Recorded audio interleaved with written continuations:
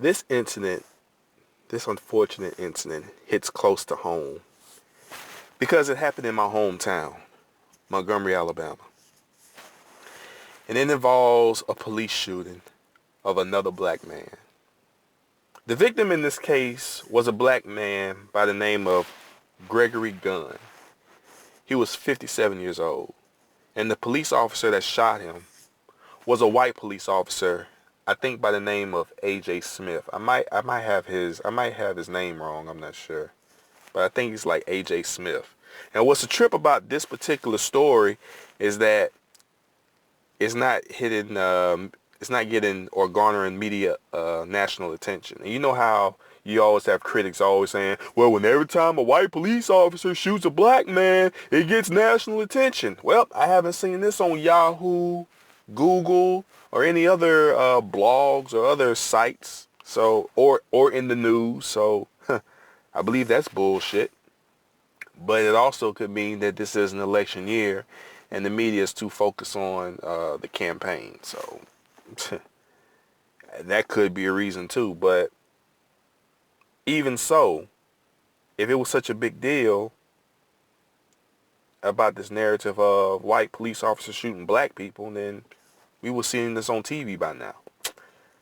But anyway, now for those of you who aren't aware, this unfortunate situation happened last Thursday around 3:20 a.m. on the west side of Montgomery. The neighborhood is called Mobile Heights, and it happened on McEvely Street. I think I'm pronouncing that right. Now, this is what happened. Gregory Gunn was leaving a friend's house, after a late night of playing some cards. Now, Gregory lived on the same street or lived down the street from where he was playing cards. And he left from the friend's house with another friend of his. Her name was Tarkeisha Matthews. Now, Matthews said that as they were leaving from the friend's house, she saw a patrol car slow down, and as it passed her and Gregory, that's when they parted ways because, Tarkeisha, she was close to her house, so she rushed to get to her house. Now, the thing about the reports is that the report doesn't say how far Tarkeisha got to her home after parting ways from Gregory. But in the report, it said that Tarkeisha was almost home when she heard about 5 gunshots and sirens. Well, she heard five gunshots and then later heard the sirens.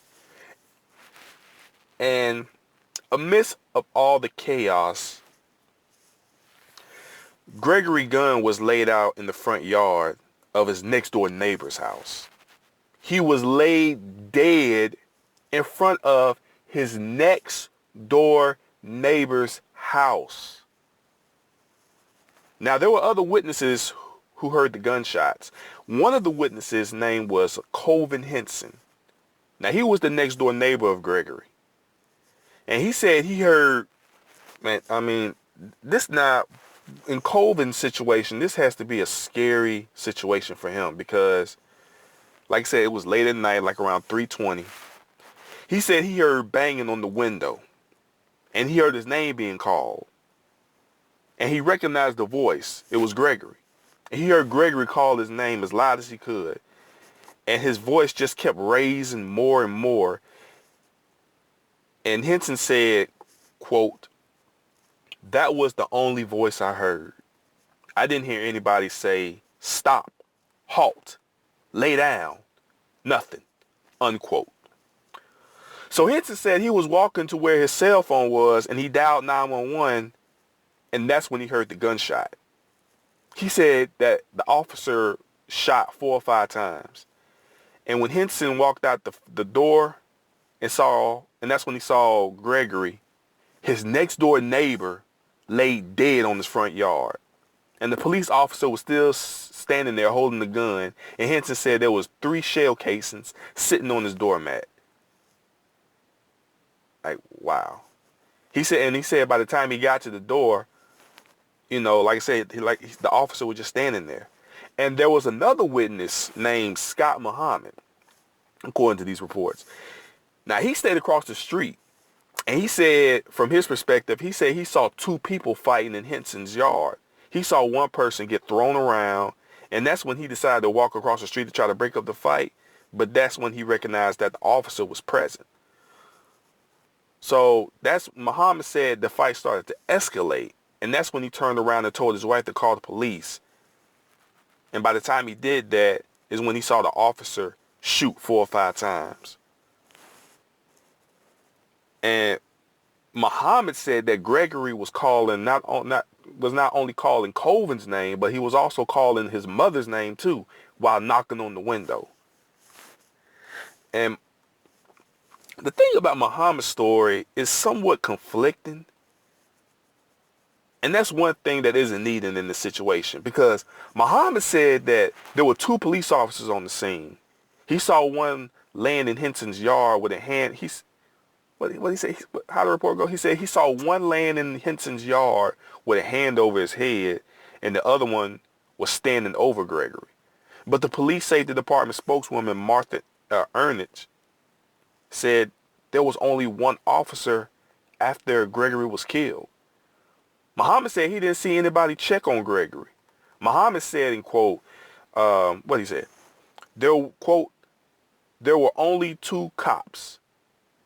Then other cars came, and an ambulance came. The paramedic never even made it over to Greg. Nobody came and actually checked on this brother. Nobody tried any life-saving techniques or anything like that. I watched the whole thing, unquote. Now, of course, there are 2 sides to the story. So here's the police officer side of the story. And it was reported during a press news conference like hours after the shooting happened. And it was reported by this police chief named Ernest Finley. He's black. And this is what happened from the police side of the story. Now, according to Chief Finley, the officer who he's been on the force for 4 years. And he fatally shot who he believed was a suspicious person. Now, in recent weeks, in this neighborhood, or on this street rather, there have been a string of burglaries, break-ins, and Greg's own neighbor admitted to calling the police due to recent break-ins. But on this particular night, the night that Gregory was murdered, no one called to the police. No one made a 911 call about a suspicious person walking in the area. But police presence was there due to recent break-ins. So even if no one called 911, police were still on high alert because the residents of that neighborhood said that they were complaining about burglaries and break-ins. So, of course, police were going to be patrolling neighborhoods for suspicious activity. Now, in the interview after this incident, Tarkeisha Matthews, the woman that was walking home with Greg, she said, quote, when dusk starts, dusk, D-U-S-K, when dusk starts, if you walk down this street, an officer is going to stop you. It's ridiculous. We've been having a lot of break-ins around here, so I know people call and ask for police, but not for this, unquote. And due to the increase of the break-ins in the neighborhoods, if it's very late at night, police would stop those who were walking down the street, according to this report. So, because of that is the reason police were on high alert, and that was also maybe the reason why the police looked at this person that was walking late at night as a suspicious person. So, during this patrol, the officer, according to Chief Henley, noticed that the male suspect, who happened to be Gregory, he saw him carrying an instrument or some kind of pole or a stick or something like that. But what's funny is that during the interview with Tarkeisha, she said, quote, I know when he left me, Greg didn't have anything. But then when you're walking, you tend to walk with a stick or something. So, unquote. So let's stop right there for just a second. If you're walking to your house and there have been burglaries in the neighborhood, who wouldn't carry something? right? But then again, also, why would you walk home so late at night knowing that there's a string of burglaries happening on your street or in your neighborhood? That's something you also got to take into consideration. So let's be honest. But anyway, let's continue. So in the report, Tarkeisha said Greg didn't have a stick or a pole when they left from the friend's house together. And and the, and what's also a trip is that the officer said that he saw a suspicious person who we now know as Greg holding a pole or a stick. So it's like, who's telling the truth, Tarkeisha or the officer? Reality, why would Tarkeisha lie? And on the other side, the officer could lie to save himself for being charged for murder. So that's something we got to think about. So the officer engaged Greg, as the report said, about a block away from where he was killed. There was a struggle, there was a chase, and that's when it led up to Henson's front yard, Greg's neighbor. And that is where Greg was found dead. Now, when it came to Greg's friends and family, the reports also mentioned that when talking with friends and family members of Greg was the type that would run from police. And he would also never get into confrontation with police. Greg's own brother Kenneth said that Greg was scared of the police. Kenneth said that Greg would never attack police officers. He would just run from them. And Greg's sister, named Kimberly Gunn, said that Greg coming home at around 3 a.m. and then go to work at 8 a.m. was routine. And that was nothing new that he did. Kim said, quote, "He did that every day, and he has never owned a weapon in his life. You can ask anybody. My father didn't bring us up like that," unquote. So now currently the officer who killed Greg, he's in isolation, and he's required to take a leave of 72 hours of administrative leave. So that was the police side of the story. And of course, there's more details on the matter. But as of right now, as part of MPD, the Montgomery Police Department's protocol, they passed the case over to the SBI, the State Bureau of Investigation, and ALEA, Alabama Law Enforcement Agency. So both of those groups have the case now, and it's out of the MPD's hands. And since it's out of the MPD's hands, they can no longer talk about the case or go into detail about the case. And so the SBA and the ALEA are gonna interview the police officer. And also, the MPD are required to have body cameras. But you know what's also a trip? Is that it hasn't been confirmed if the police officer's body camera was even on. Wow. Here we go again, people.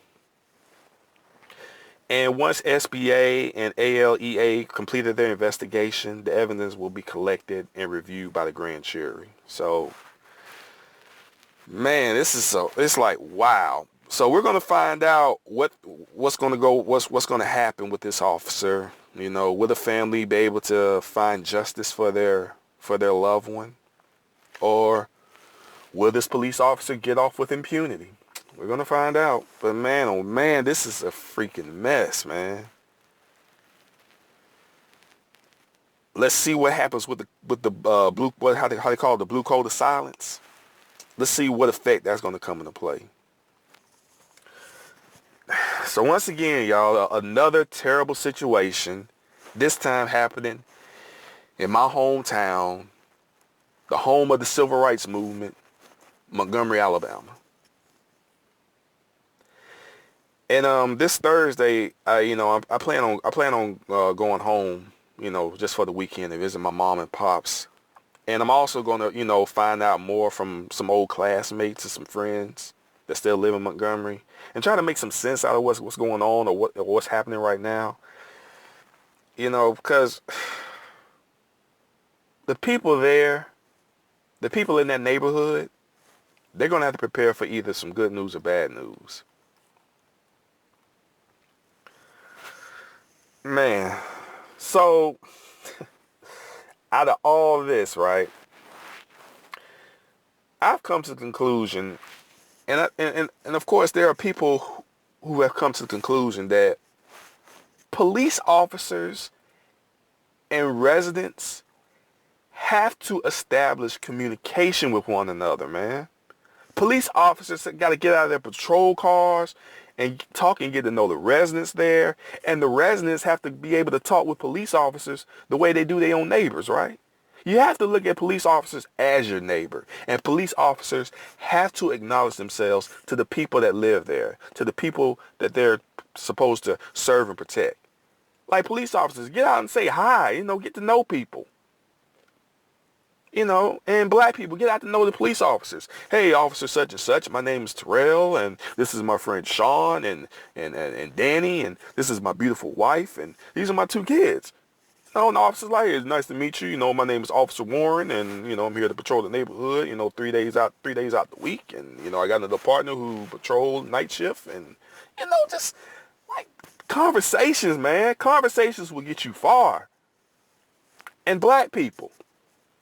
People, if you're not doing anything illegal, what is stopping you from speaking with police officers that patrol your neighborhood?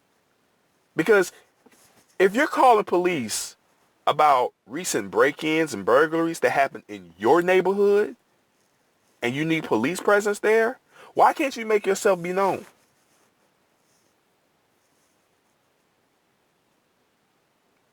Residents and police officers, you have to speak with each other, man. You guys want to live in peace without any problems. And police officers, you want to do your job and serve and protect and take your ass home after your shift. You want to go home to your families. If residents and police officers want peace, then you have to communicate. You got to get out and talk with one another, man. Officers, like I said, get out and talk to the people. Get to know the people. Residents, get to know the police officers. Kenneth said his brother was scared of police. Well, that was part of the problem. And it still is in many neighborhoods because we don't get out and talk with police. We don't get out and talk to them as if they're our own neighbors. You should be able to get out of your house and wave to your neighbor. Hey, Jay, what's going on, man? Ain't nothing much, man. Hey, Officer Warren, what's going on, man? Nothing much. Just patrolling the streets, making sure everybody's okay. All right, well, I'm going to go out and go to work. See you later. All right, now have a good day now. What's wrong with communication, man? Damn. Police officers, get your ass out of your patrol car. Speak with the residents. Get out and talk with your police officers. So you won't be afraid. Work with the people. Come to a common ground. If communication would have happened in Mobile Heights, then this tragic event would never have happened. Conversation leads to understanding. Conversation also leads to resolutions. People, we are not fucking mind readers. We have to talk with one another. It's not that difficult of a formula to mix up. I'm done. So if you guys want more info about this unfortunate situation, then my suggestion would be to go to Twitter and hashtag Gregory Gunn. GregoryGunn.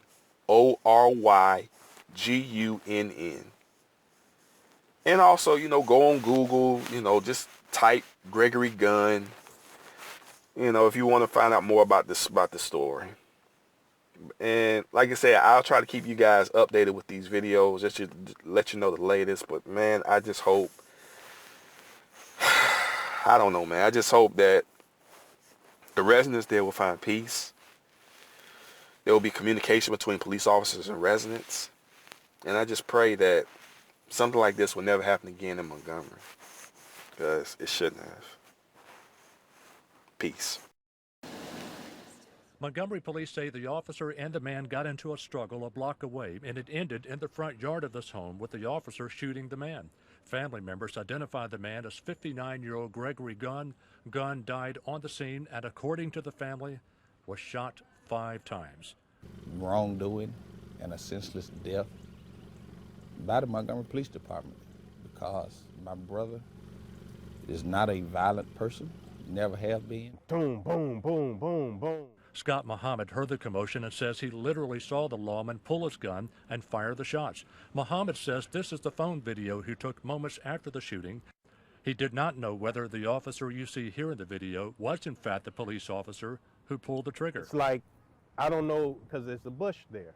I don't know if he was on the ground already, but he unloaded into him. I saw the bright like flashes from the muzzle. Everybody said was coming, they know each other, they were coming from a neighbor's house, walking across the street to his mom's house. And he was shot to death. We're here this morning to discuss. Shortly after the incident, Police Chief Ernest Findley held a news conference at his office. The chief said Gunn had what the officer felt was a weapon or an instrument. It turned out to be a long pole. At that point in time, I didn't see it. It's in the custody of the state. Like I said. For most of the day, family and friends gathered near the scene, all in shock, all in disbelief, wondering how this could happen and why. Gregory Gunn was apparently well respected and well liked. He often cut people's yards here in the neighborhood, but his full-time job was in the grocery business, working at 2 local grocery stores here in Montgomery. Mark and Val? Brian, thank you. Chief Findley would not identify the police officer involved, but he did say that officer has been on the Montgomery force for about 4 years. MPD says it will work closely and transparently with the State Bureau of Investigations.